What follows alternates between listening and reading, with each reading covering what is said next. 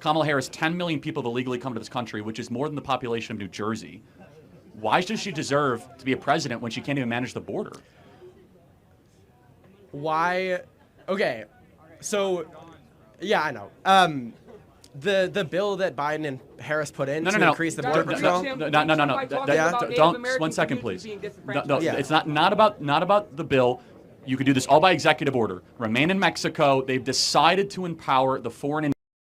Kamala Harris has overseen the border. She failed. She oversaw the Russian-Ukrainian dispute, went to the Munich Security Conference, and hundreds of thousands of Ukrainians died. She was the deciding vote on the Inflation Explosion Act that makes everyone have to pay more in goods and services. Her first day was 3.5 years ago as VP. What has she done that has given you confidence she'll do a good job as president? I mean, she inherited a bad COVID economy, and it's gotten better. It has. It's gotten better since COVID. Yes, the economy is better since the end of COVID. Prices are higher. People can't afford homes. 1.5 million people lost their jobs in the last year. You ask anybody in the economy, the American people don't agree with you, by the way. 75% of Americans disapprove of the economy right now. Yeah. But if she was so good, by the way, so she says, I'm going to do no tax on tips, stole it from Trump. Why doesn't she just tell the IRS to do that right now? Right. She's been in there years. I don't honestly know much about tax on tips and the IRS thing. But let's just put all this aside. Yeah. Would you not agree that Trump's presidency was objectively better than Joe Biden's? I would not agree on that. What did How Trump do you judge do that you really border crossings all-time low? No new wars. You agree with that, right?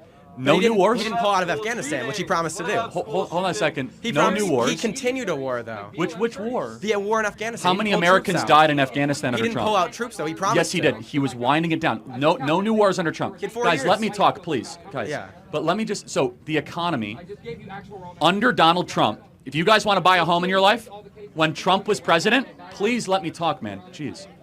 When Trump was president, you required $75,000 a year to be able to own a home. It now requires $120,000 a year to buy a home under Harris and Biden. $50,000 more a year. So if you guys want to buy a home, you have to make $120,000 a year now, thanks to Kamala Harris. Guys, how much did it cost the last day of Trump's presidency, though? $75,000 a year. The last day of his presidency? Yes. During the height of COVID, Yes. it cost $75,000 to buy a home? Yes. All right. And gas was $2. She's a millionaire. And so I'm getting at this outside of vibes and Trump hatred. What has this woman done to earn anybody's vote? She won't take questions from the press.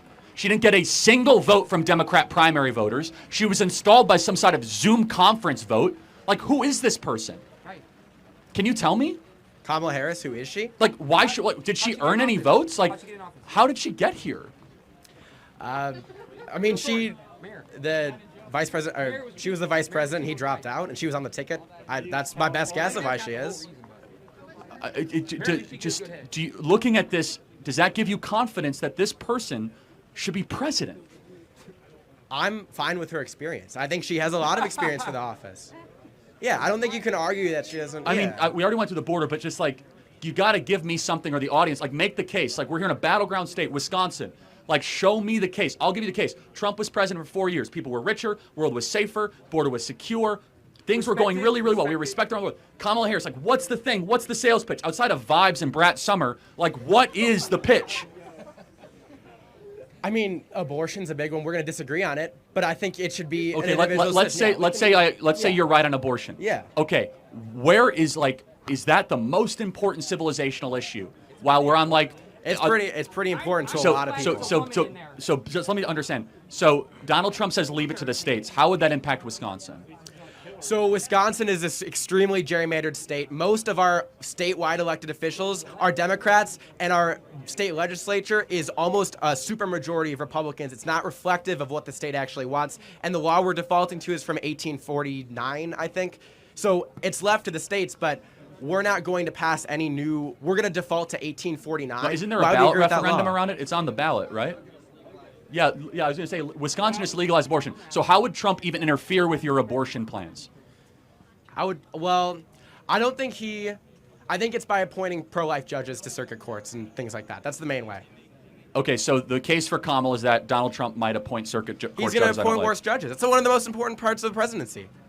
So I'm just being clear. Appointing judges like well, first of all, I think his judges were amazing and upheld the Constitution and the rule of law and all that. But it's remarkable to me that like the lack of the the case for Kamala. Does it bother you? We can talk in a second. Does it bother you that she does not take questions from the press? I've been here for 3 hours.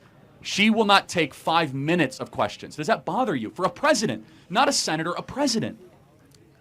I haven't watched her on the press a lot, so because you wouldn't be able to watch her on the press because she doesn't talk to the press. Like Steve Nix. It's fine. If she's not, if she's not talking to the press, I think she should talk to him more. It's not going to change my vote, but I think she should talk to him more. Okay, last question. I'm sorry to keep you here. Yeah. Is there anything that she could do that would make you not vote for her? Yeah, I think if she reversed a lot of her positions from the Democratic Party and moved more to the center, like of saying course. that she's for fracking when she was against fracking?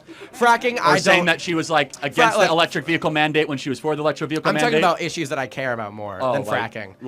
Like abortion and like gun control.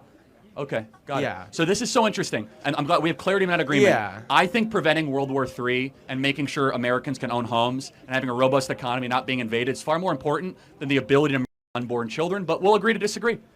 Thank you. That's where we ended, sure. Thank you. Yeah, we go. All right, yes, sir. All right, sweet.